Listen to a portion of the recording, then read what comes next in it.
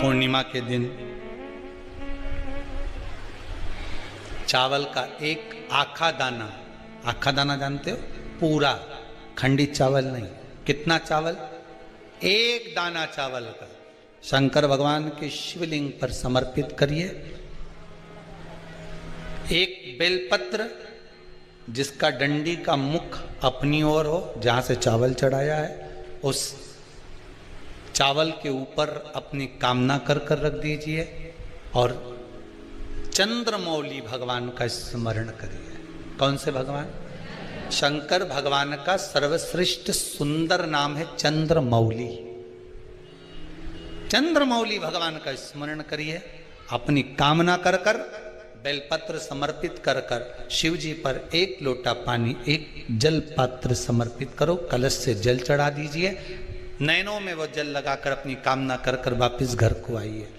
अगली शरद पूर्णिमा आएगी, जो कामना करी है मेरा चंद्रमौली भोलेनाथ उसे पूर्ण कर ही देगा। शिव उपासना के लिए जितनी 12 महीने में पूर्णिमा पड़ती है, एक एक पूर्णिमा का व्याख्यान वर्णन करेंगे। आज तो कथा का महत्तम दिवस है, पहला दिवस है, तो समझें कि पूर्णिमा का महत्व क्या है, हम उसका महत्व समझें कि शंकर और चंद्र का रिश्ता क्या है, संबंध क्या है।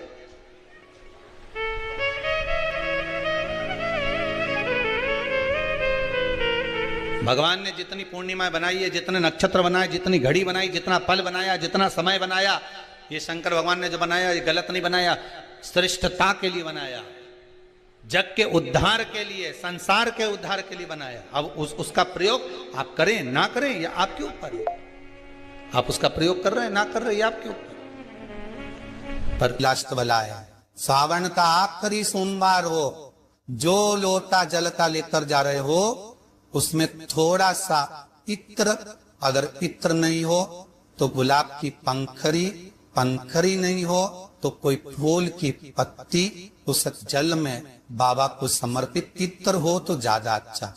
आखिरी सोमवार को या सावन महीने का आखिरी दिन आप शिव को जब 2 लोटा जल चढ़ाएं तो उसमें इत्र का भाव रखकर, कामना कर कर, त्र्यंबकेश्वर बाबा का स्मरण कर कर और महामृत्युंजय मंत्र को जपते हुए। कौन सा मंत्र? ये वेद का बड़ा सुंदर मंत्र है, इसको चिल्लाकर नहीं बोला जाता, महामृत्युंजय मंत्र का स्मरण करके। और अगर महामृत्युंजय मंत्र याद नहीं हो तो पंचाक्षर मंत्र नमः शिवाय, पंचाक्षर का स्मरण नहीं रहे तो सदाक्षर ओम नमः शिवाय, सदाक्षर का स्मरण नहीं हो तो श्री शिवाय नमस्तुभ्यम। एक बात याद रखना, अगर किसी एग्जाम में बैठ रहे हो, बहुत बार बैठ चुके हो, नहीं हो रहा तो कच्चे दूध में थोड़ी सी काली मिर्च को पीस कर डाल दीजिए, कच्चे दूध में थोड़ी सी काली मिर्ची को पीस कर डाल लीजिए। महाराज थोड़ा सा कच्चा दूध बेलपत्री के पेड़ के नीचे समर्पित कर दीजिए, अपना नाम और गोत्र बोलकर थोड़ा सा कच्चा दूध उसी में से शंकर भगवान को चढ़ा दीजिए। फिर एक कलश जल का साथ लेकर जाइए, जिस शंकर भगवान पर जल चढ़ा कर आइए। फिर जिस एग्जाम में जा रहे हो उसमें आप चले जाइए, बाबा आपको सफलता प्रदान करेगा।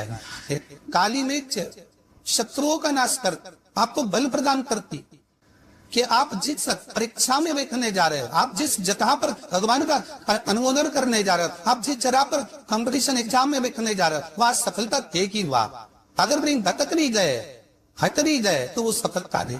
इतना भी बेटा क्रोधी हो, जिद्दी हो, चाहे अपशब्द कहने वाला, बहुत ध्यान देना मेरा बेटा, कितना भी जिद्दी हो, कितना भी क्रोधी हो, गलत संदर्भ पर भी चल रहा है। निवेदन है, शंकर के मंदिर में लाल चंदन और शहद, इन दोनों को बेटे का हाथ लगवाकर गलत संगत में जा रहा है, क्रोध कर रहा है, चिड़चिड़ कर रहा है, बेटे से लाल चंदन और शहद का लेपन शिव जी के शिवलिंग पर जरूर करवा। चिड़चिड़पन, क्रोध और उसकी गलत संगत अपने आप हटने लगेगी और वो बालक धर्म की ओर आगे बढ़ेगा, सत्कर्म की ओर में रहेगा, सत्संग की ओर आना। एक छोटा सा उपाय अवश्य करिए, अगर बच्चे कोई एग्जाम में बैठ रहा है या कंपटीशन एग्जाम है या नौकरी के लिए अप्लाई कर रहे हो, मान लो 4-6 महीने से बैठे हो, 8 महीने से बैठे हो, सर्विस में ही है, नौकरी नहीं है, तो एक छोटा सा उपाय अवश्य कहे शिव महापुराण। महाराज बेलपत्री के पेड़ के नीचे विराजमान होकर, बेलपत्री के पेड़ के नीचे जिसको और नौकरी के लिए या एग्जाम में बिक रहा है वो जल चढ़ाए, बेलपत्री के पेड़ के नीचे थोड़ा सा दूध चढ़ाए, फिर जल चढ़ाए और अपने राइट भाग में घी का दिया और अपने लेफ्ट भाग में तेल का दिया, एक बार लगा दे। उसके बाद में अपनी कामना कर कर बेलपत्री के पेड़ के नीचे धूप लगाकर प्रणाम कर कर आ जाए और चले जाए इंटरव्यू के लिए, बाबा को तुरंत कराई दे। तो केवल एक काम करिएगा, अगर देवता नाराज होते हैं तो सबसे पहले आपकी पूजन पाठ छुड़वा देते हैं। क्या छुड़वाएंगे?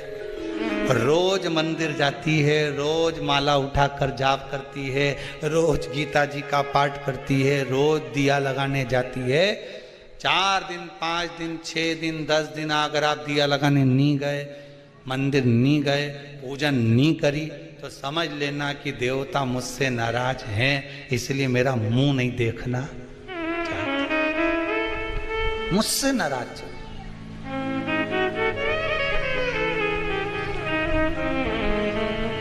लक्ष्मी नहीं आ रही घर में, देवता नाराज है? नहीं नहीं नहीं, लक्ष्मी नहीं आ रही उसके लिए देवता नाराज नहीं है। लक्ष्मी नहीं आ रही उसके कारण तुम्हारा अहंकार है। भगवान ने जब दिया था उसको सत्कर्म में नहीं, एक शंकर की आराधना करी, बालू रेत का शिवलिंग का निर्माण कराया महाराज जी।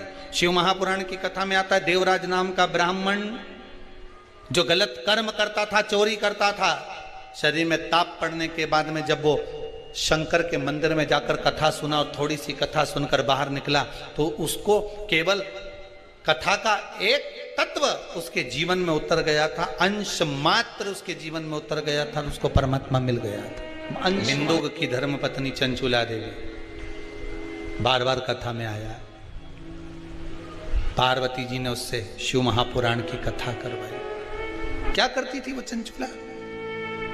काशी में जाकर उसने करा क्या था? पति के जाने के बाद बिंदुक जो पानी में डूबकर मर गया, प्रेत योनि में चला गया।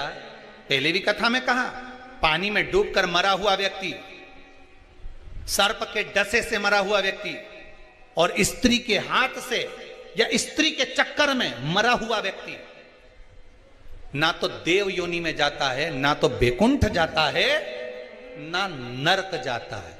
वो तो बीच का प्रेत बनकर भटकता रहता है, उसकी गति नहीं होती, उसका मोक्ष नहीं होता।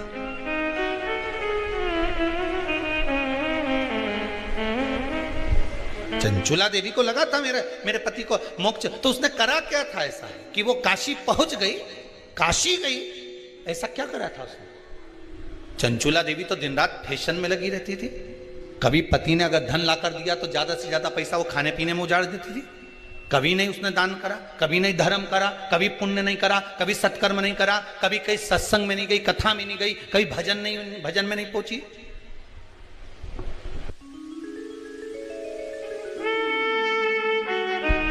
फिर उसने करा क्या?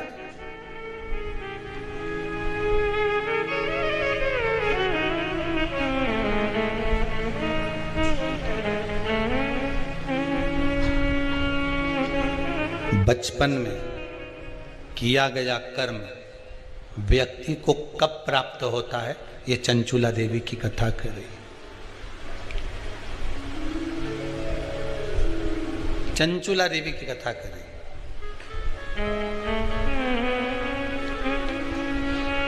चंचुला देवी की मां भोजन का जब निर्माण करती थी,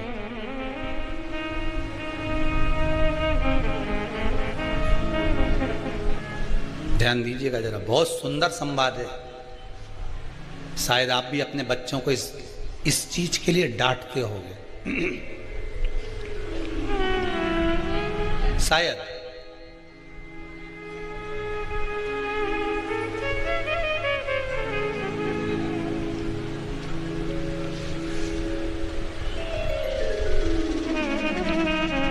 बचपन का किया हुआ पुण्य चंचुला देवी के कहां काम आया वो देखिए। पुण्य नहीं करा था चंचुला देवी ने, वहां तो खेल करा था।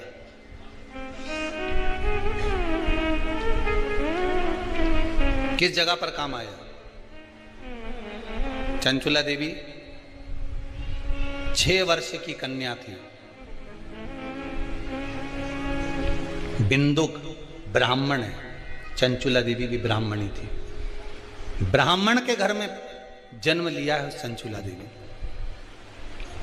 मां जब चंचुला को पास में बिठा लेती थी भोजन कराते समय, तो आटे की लोई आटा जो उसना हुआ रहता उसको तोड़ लेती थी चंचुला। 6 वर्ष की चंचुला उसको तोड़कर गोल बनाकर चपटा करती थी। दूसरी लोई को घुमा घुमा कर जो माँ शंकर जी के मंदिर में शंकर जी को जल चढ़ाने जाती थी, उस लोई को वैसा रख कर गोल बनाकर पिंडी बनाकर उस आटे का पिंडी बनाती थी और माँ से कहती थी, माँ देखो तुम जिस मंदिर में शंकर जी को पानी चढ़ाने जाती हो ना, मैंने वो शंकर जी बनाया। ये 6 साल की Chanchula. Home is the only place where you're truly. तीर्थ 12 ज्योतिर्लिंग तीर्थ स्थान में गंगा के घाट पर, हम तो ये तक कहेंगे कि कुबेरेश्वर धाम तक वही पहुंचता है जिसका थोड़ा ना थोड़ा पुण्य प्रकट हुआ होगा, नहीं तो जा ही नहीं सकता।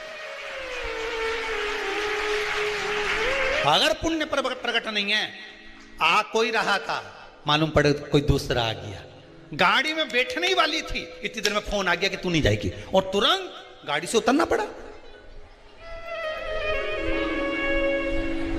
टिकट हो गया, जाना था तुझको, पहुंच गया दूसरा। सोचो कारण क्या हुआ होगा। आखिर कैसे काशी पहुंच गई? पति के जाने के बाद, पति जब था तब तो काशी नहीं गई चंचुला, कभी आनंदवन नहीं गई चंचुला, पर आज काशी कैसे पहुंच गई चंचुला? कारण क्या था चंचुला का? ये आज का कारण नहीं है। चंचुला जब 6 साल की थी, आटे की लोइयों को शंकर की आकृति बना देती थी। भले उसने भजन नहीं करा, भले उसने पुण्य नहीं करा, नाम नहीं जपा, पर आकृति तो बनाई है, निर्मित तो करा है।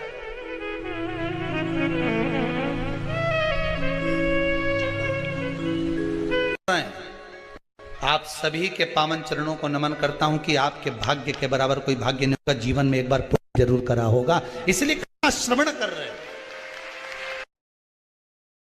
आपने बचपन में कोई सत्कर्म करा होगा, कोई अधोगति के अंतर्गत परमात्मा का स्मरण अधेड़ी में, बुढ़ापे में, बचपन में, जवानी में कभी तो नाम जपा होगा, उसका पुण्य मिला। शिव पुराण ऐसे नहीं मिल जाते। लोगों ने शंकर जी के शिवलिंग को ले जाकर पीपल के पेड़ के नीचे धर दिया। कोई ने कह दिया शंकर जी के मत पूछो, सब उठा उठा के धरिया है। अब सब पीपल के पेड़ के नीचे से वापिस शंकर जी घर लिया है।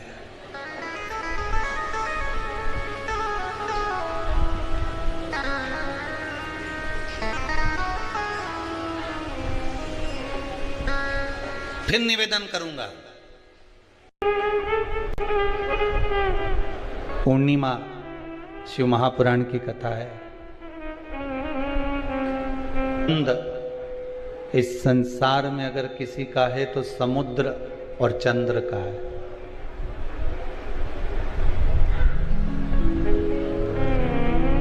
दुनिया का सबसे सुंदर संबंध है चंद्र और समुद्र का। चंद्रमा घटता है तो समुद्र की लहरें भी घटती है, ज्वार और भाटा। चंद्रमा यदि घट रहा है तो समुद्र की लहरें भी घट रही है। चंद्रमा यदि बढ़ रहा है तो समुद्र की लहरें भी बढ़ रही। कितना सुंदर संबंध होगा। चंद्रमा को घटता हुआ देखा तो समुद्र की लहरें घट गई, चंद्रमा को बढ़ता हुआ देखा तो समुद्र की लहरें बढ़ गई। अर्थात शिव महापुराण की कथा कहती है, श्रीमद् भागवत पुराण कहती है कि महाराज समुद्र जैसी गंभीरता, समुद्र जैसा प्रभाव, समुद्र जैसा भाव आपके भीतर होना चाहिए। सुंदरता इतनी है, इतनी सुंदर चंद्रदेव स्वयं इतने इतने अभिमानित हो गए कि अपने गुरु की धर्म पत्नी तक को निगाह में, दृष्टि में भर लिया। हेलो दोस्तों, श्री शिवाय नमस्तुभ्यम। जैसे कि गुरुजी ने बताया पूर्णिमा का उपाय, आप लोग वीडियो जरूर देखना और ये उपाय जरूर करना। मिलते हैं नेक्स्ट वीडियो के साथ में, नई जानकारी के साथ में। तब तक हर हर महादेव।